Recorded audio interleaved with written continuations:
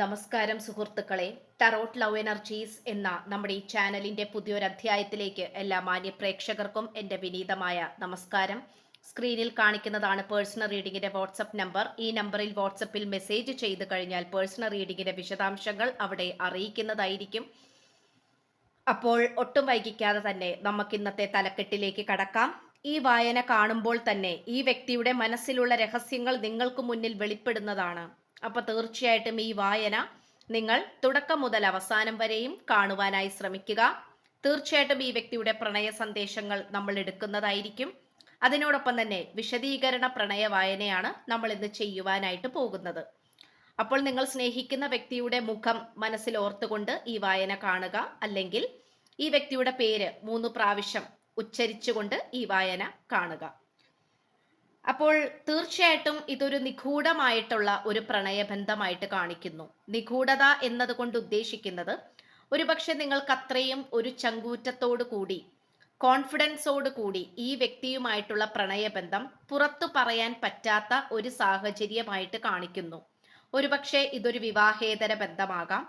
അതല്ല എങ്കിൽ സാമ്പത്തികപരമായിട്ടോ വിശ്വാസപരമായിട്ടോ അല്ലെങ്കിൽ ജാതി സംബന്ധമായിട്ടോ പ്രശ്നങ്ങളൊക്കെ ഉള്ളതിൻ്റെ പേരിൽ ഒരുപക്ഷെ നിങ്ങളിത് മറച്ചു വെച്ചിരിക്കുന്ന ഒരു ബന്ധമായിരിക്കാം.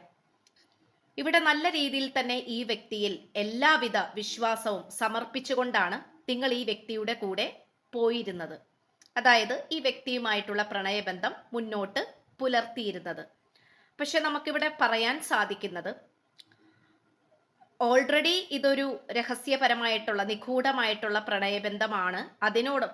അതിനോടൊപ്പം തന്നെ ഈ വ്യക്തി പല രഹസ്യങ്ങളും നിങ്ങൾക്ക് മുന്നിൽ വെളിപ്പെടുത്താതെ അത് മറച്ചു വെച്ചു എന്നുള്ളതും നമുക്കിവിടെ പ്രധാനമായും കാണാൻ കഴിയുന്നുണ്ട്.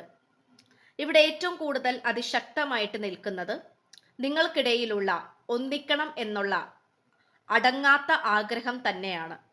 ആ ആഗ്രഹം എന്ന് പറയുന്നത് വളരെയധികം അൺലിമിറ്റഡ് ആയിട്ട് നിൽക്കുകയാണ്, അനന്തതയിൽ നിൽക്കുകയാണ്.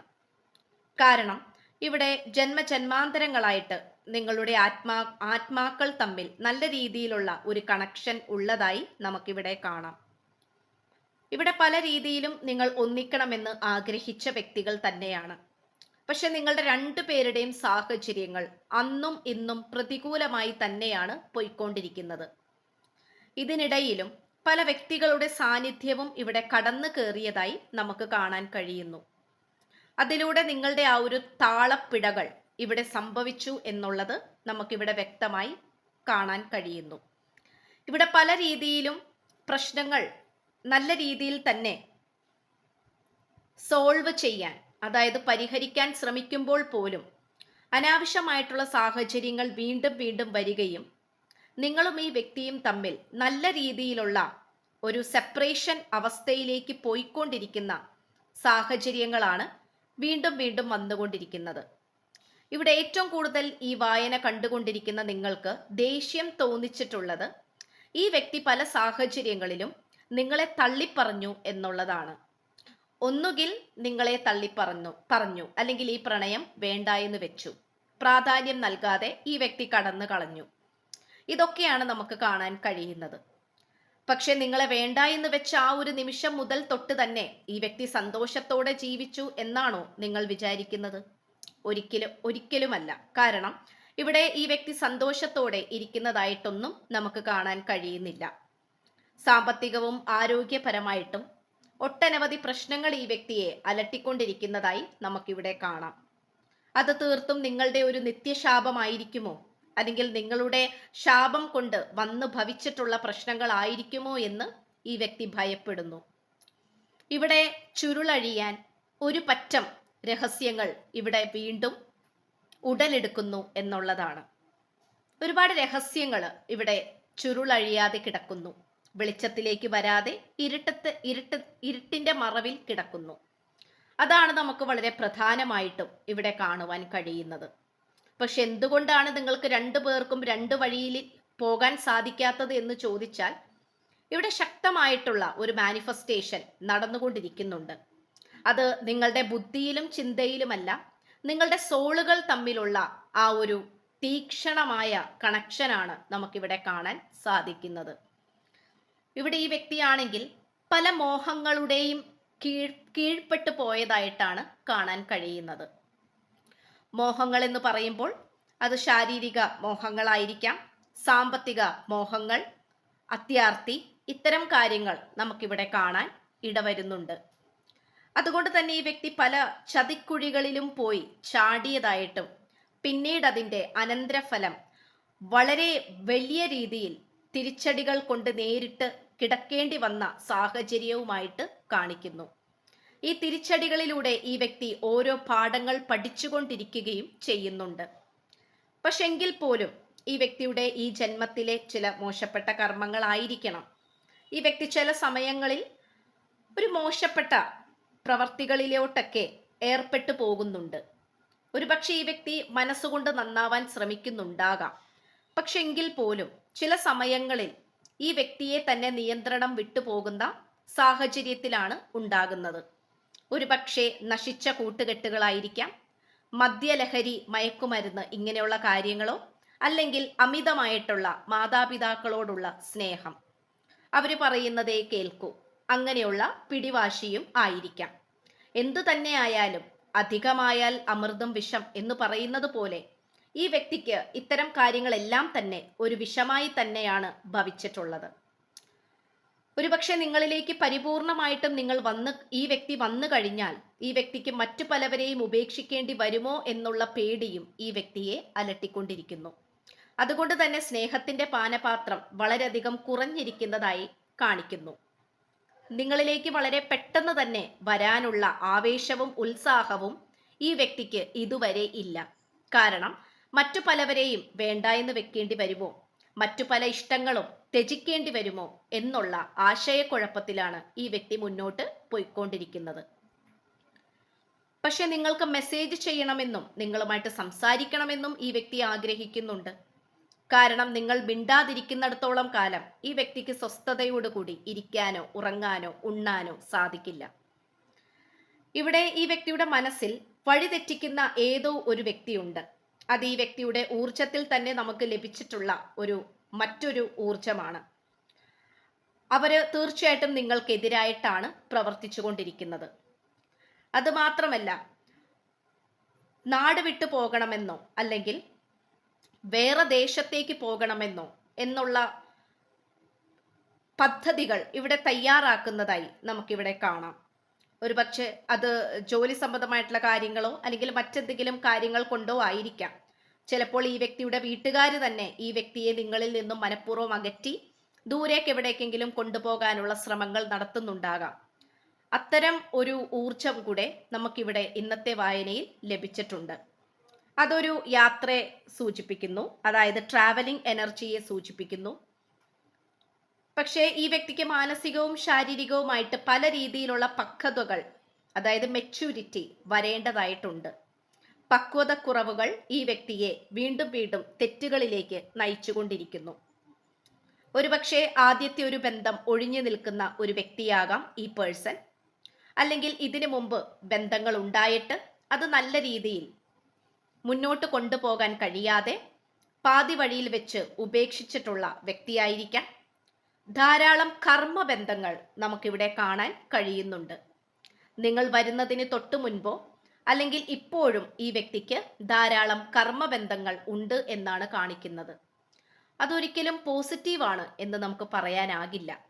ഒരു ടോക്സിക് കണക്ഷൻ ആയിട്ടാണ് നമുക്കിവിടെ ലഭിക്കുന്നത്.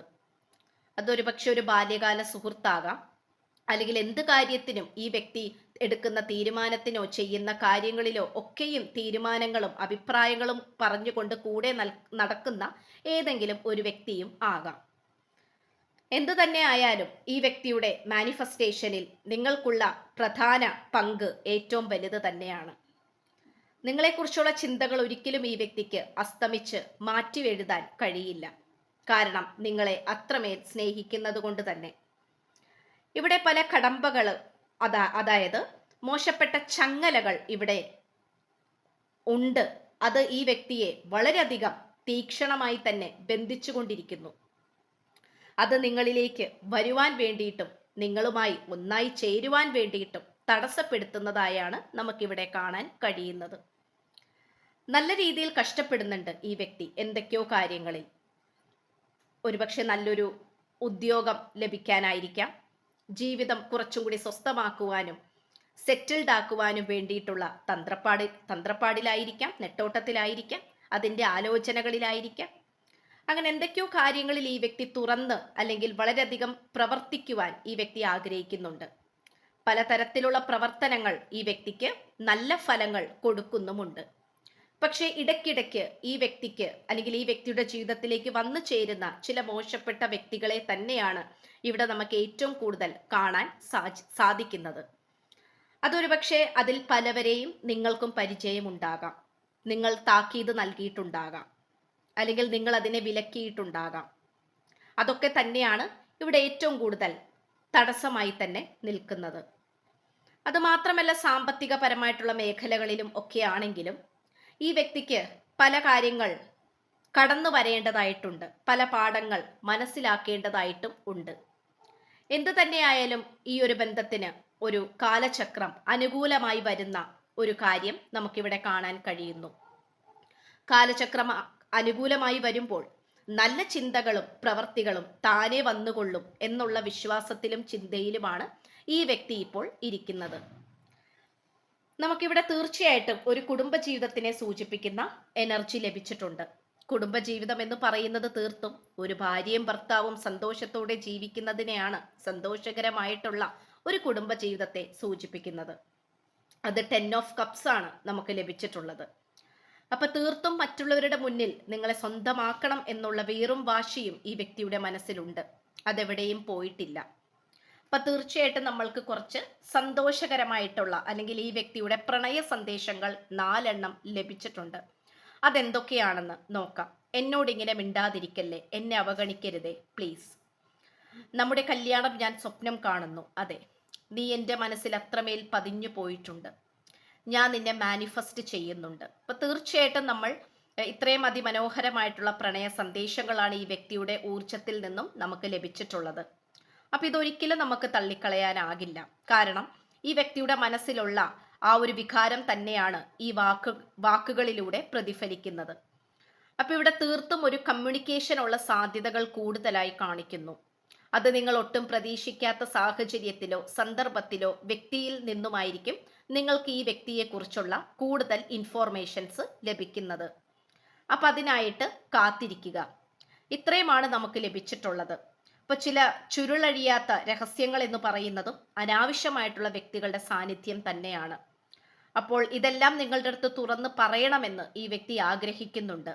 അതിനോടൊപ്പം തന്നെ നിങ്ങളുടെ സാന്നിധ്യവും ഈ വ്യക്തി ആഗ്രഹിക്കുന്നു. നിങ്ങൾ അത്രമേൽ പ്രിയപ്പെട്ടതാണ് എന്ന് തന്നെയാണ് ഈ വ്യക്തി ഓരോ നിമിഷവും നിങ്ങളുടെ അടുത്ത് പറഞ്ഞുകൊണ്ടിരിക്കുന്നത്.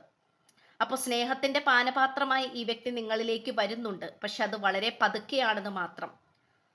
അതിൻ്റെതായിട്ടുള്ള സാഹചര്യം എന്താണെന്നുള്ളത് ഈ വ്യക്തിക്ക് അറിയാം. എന്തു തന്നെ ആയാലും ഇതിനോടകം ചില പാഠങ്ങൾ ഈ വ്യക്തി പഠിച്ചിട്ടുണ്ട്. അത് സത്യമായ കാര്യം തന്നെയാണ്. അപ്പോൾ ഇത്രയുമാണ് നമുക്ക് ലഭിച്ചിട്ടുള്ളത്. അപ്പോൾ പേഴ്സണൽ റീഡിംഗ് ആവശ്യമുള്ളവർക്ക് വാട്സപ്പ് നമ്പർ ഡിസ്ക്രിപ്ഷൻ ബോക്സിൽ കൊടുത്തിട്ടുണ്ട്. ചാനൽ ഇഷ്ടപ്പെട്ടു കഴിഞ്ഞാൽ ദയവായി ഒന്ന് സബ്സ്ക്രൈബ് ചെയ്യുക. വായന ഇഷ്ടപ്പെട്ടാൽ ലൈക്ക് ചെയ്യുക, ഷെയർ ചെയ്യുക. നിങ്ങളുടെ വിലയേറിയ അഭിപ്രായങ്ങൾ കമൻറ്റ് ബോക്സിലൂടെ രേഖപ്പെടുത്തുക. അപ്പോൾ പുതിയൊരു അധ്യായത്തിൽ കാണുന്നത് വരേക്കും എല്ലാ മാന്യ പ്രേക്ഷകർക്കും എൻ്റെ വിനീതമായ നന്ദി, നമസ്കാരം. God bless you.